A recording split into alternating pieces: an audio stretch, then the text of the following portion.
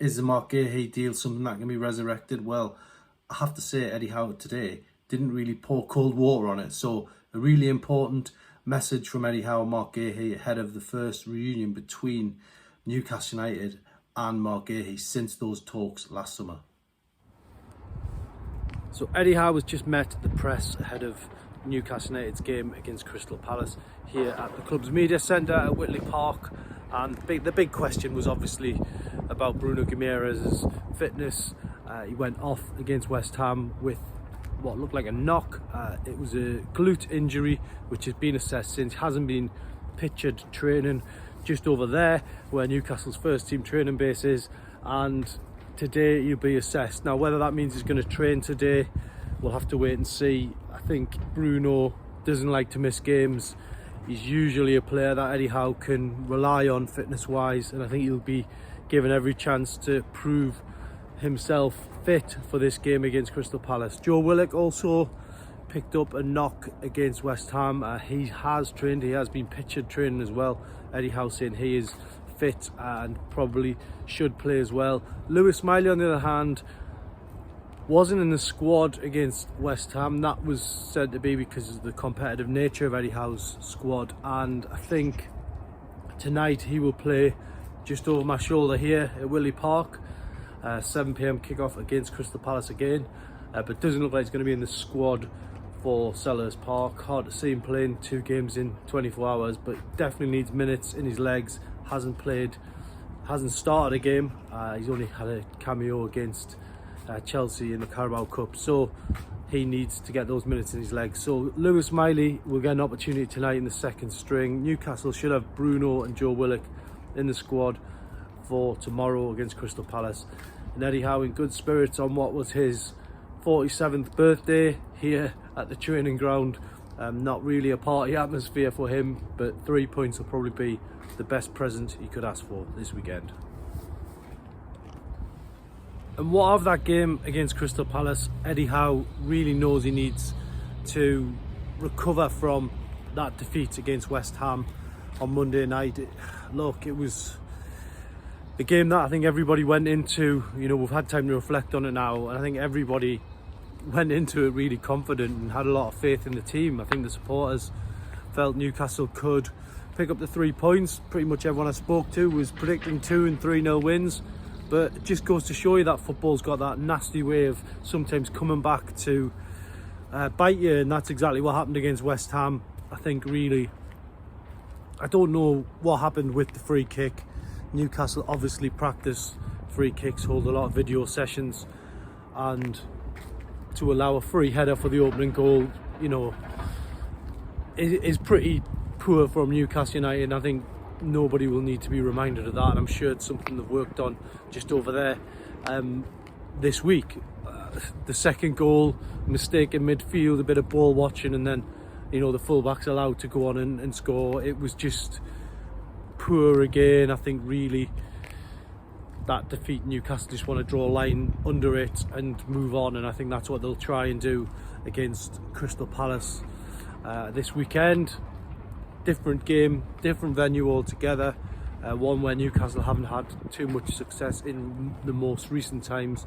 They have won down there in the Premier League in the last few years, but in terms of under Eddie Howe, it's been quite a difficult venue really, losing there last season, picking up a draw in 2023 and a draw for Graham Jones there just after the takeover. So the last 3 visits there haven't yielded anything, and Newcastle will go down there to face a Crystal Palace team who have had mixed form this season, very mixed form, and hasn't been the flying start that many expected for Palace.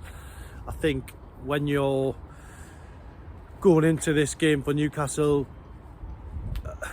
this is one they should be looking at picking up 3 points in, really, if they want to be taken seriously in terms of Champions League contention. Absolutely, they need to be doing well in this fixture, but it feels now that almost a European place, it's December very soon, it feels like a European place would be a decent achievement for Newcastle. So Champions League, they do need to put a good run together, but a European place would still be a decent achievement for a team that didn't qualify for any competition last season in Europe. So that's going to be big for Newcastle. Eddie Howe today feeling that it was a disjointed performance against West Ham, so that's obviously something he's going to look at.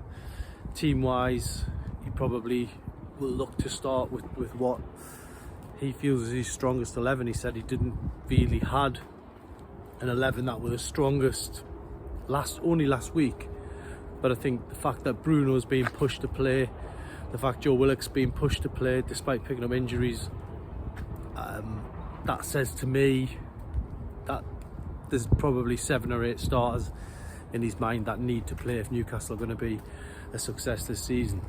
Now, striker wise, Alexander Isak didn't get on the score sheet against West Ham. It was a big night for him with the banner display, and sadly he wasn't able to deliver on the goals front. Callum Wilson came back, had 4 touches, didn't really have what you would have a clear-cut opportunity. I suppose you could look at it and say on another day he might have got a penalty, and that would have potentially changed the game for Newcastle, but I think they need to get minutes in Callum Wilson's legs. Hopefully he gets more of an opportunity at Crystal Palace. It's probably a decent game for him. It's a ground where he's scored before for Newcastle United, so this is an opportunity for him to kick on. But today I just felt, I don't think it was a subdued press conference per se, but I just felt like Eddie Howe just wanted to get back on the training field with his players. It was actually one of the shortest press conferences he's done, and that's not criticism. It was basically very business-like. I think it was about 22 minutes, the press conference, and normally Eddie Howe will sit and talk for potentially up to 40 minutes to the press.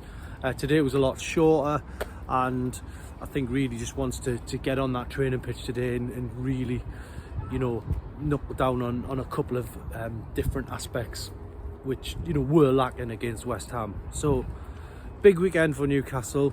The opportunity to sort of stop the rot, if you like, after West Ham, and I think really, if we're being totally honest now, I think this could be a game which could be deemed a turning point if Newcastle can win, because you then go into a very tough and decisive December.